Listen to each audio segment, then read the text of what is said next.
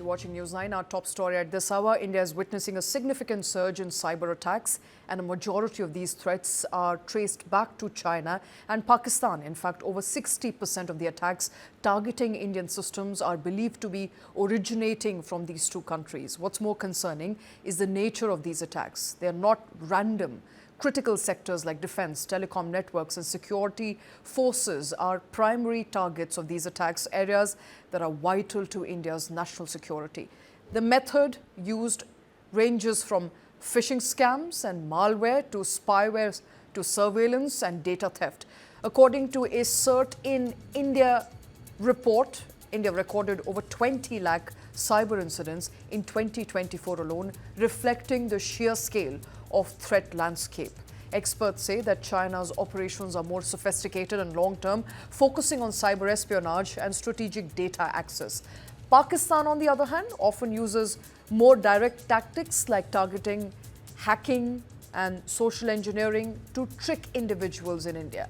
And with the growing use of AI and coordinated cyber strategies of both these countries, these attacks are becoming more advanced and harder to detect.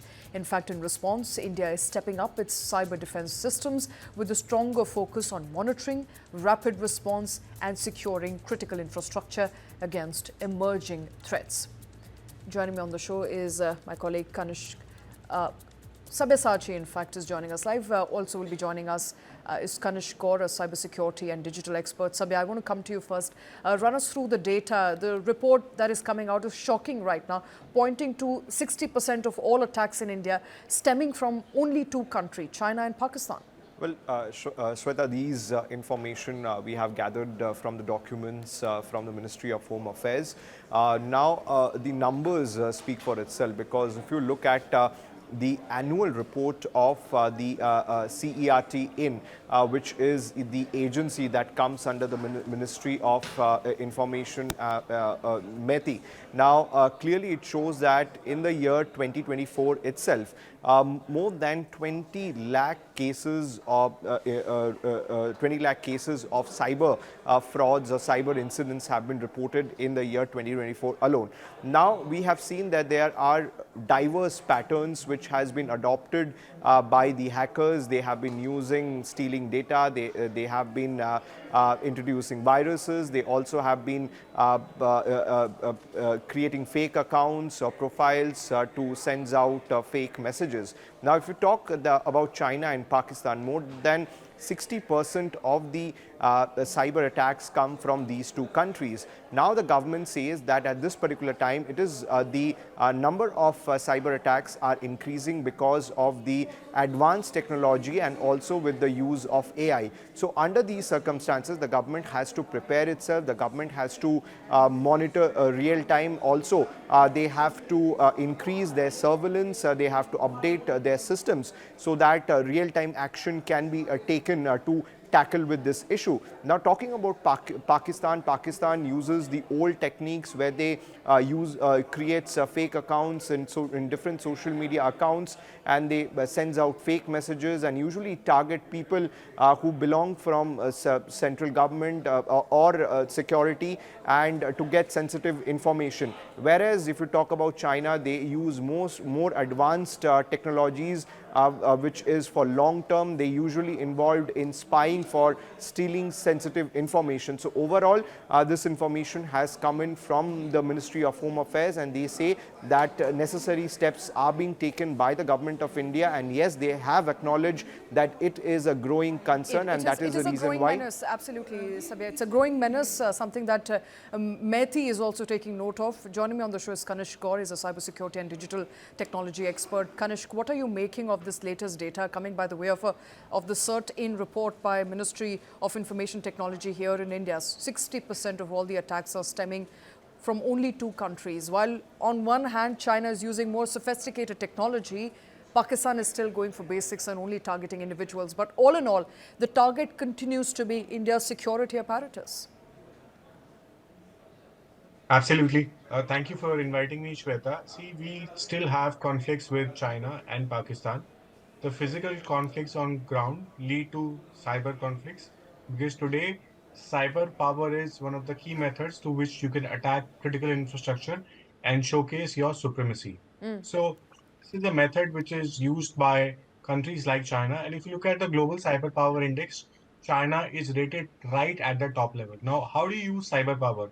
You use cyber power by showing deterrence in enemy's territory. You don't need to be physically present. You can attack critical infrastructure. You can attack infrastructure which can impact the country's GDP. You can create psychological warfare, which is China is really good at.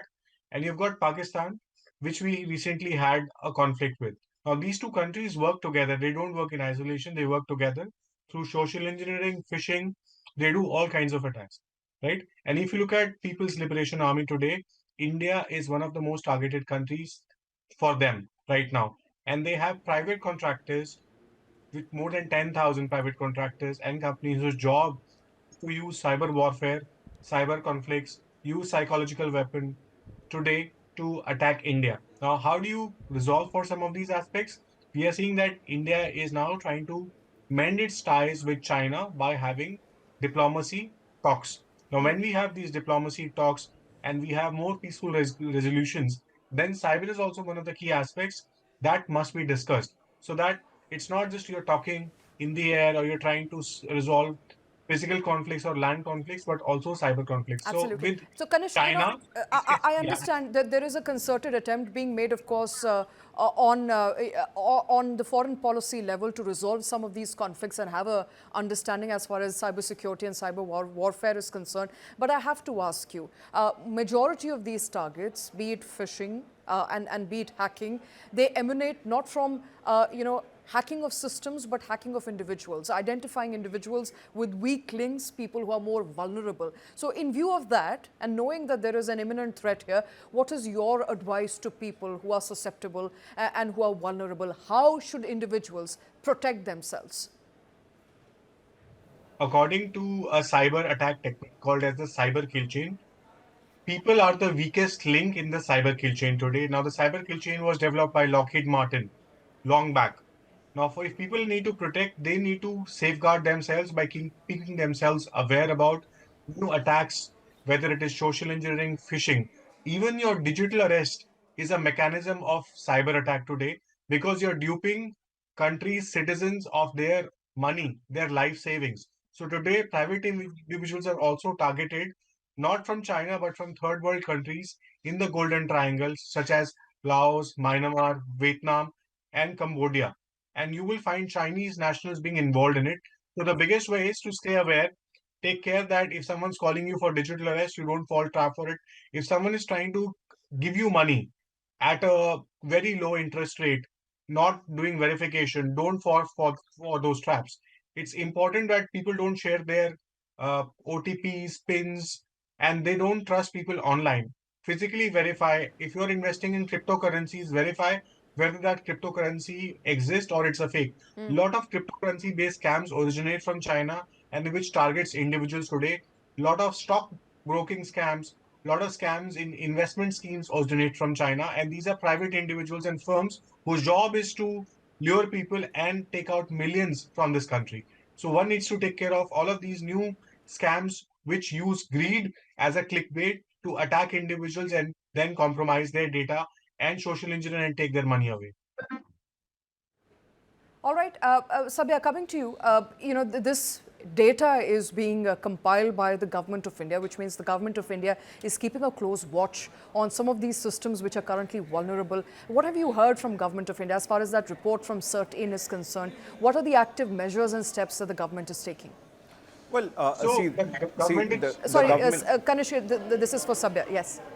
Well, Sweta, the government acknowledges that this is a big problem because if you see the pattern, these are not random and they are targeting important sectors in the country, whether you talk about the defense sector or the telecom areas or the CAPF, which are extremely critical for the country, and the government is aware of this matter, and that is the reason why they have advised all the stakeholders to monitor in real time, as well as to increase their surveillance and real-time response to tackle with this issue, because these are not random, these are planned attacks. And what the Ministry of Home Affairs has put out in their internal documents, that 60% of these attacks are from China and Pakistan. So we clearly know that where are these attacks coming from. So as far as China is concerned, comparatively to Pakistan, China uses advanced technology which are for long term, and they involve mostly for spying and collecting sensitive information. So that's going to be a challenge as far as the government is concerned. But the government sources tell us that the ministry is taking more steps to make sure that the number of cases as far as related to cyber frauds or cyber incidents are concerned goes down in the coming years. All right. And before I let the two of you go, Kanishk, in your assessment, is the government taking enough and more steps to ensure that, the vulnerabilities are catered to, that some of these loopholes are, patched in time to prevent these occurrences? Could you unmute yourself, please? See, the government is taking enough steps, but cybersecurity is a collective responsibility. You just can't put the onus on the government right now. Right. You need to take care that citizens are involved. You've got civil society. You also have private businesses. So many private businesses who don't invest in cybersecurity, and it is only after their individuals are social engineered or they have been through a cyber attack like a ransomware attack that they decide to then invest on cyber. So the responsibility is more collective in nature, where private businesses, individuals, as well as civil society play a more important role and not just leave everything for the All government. right.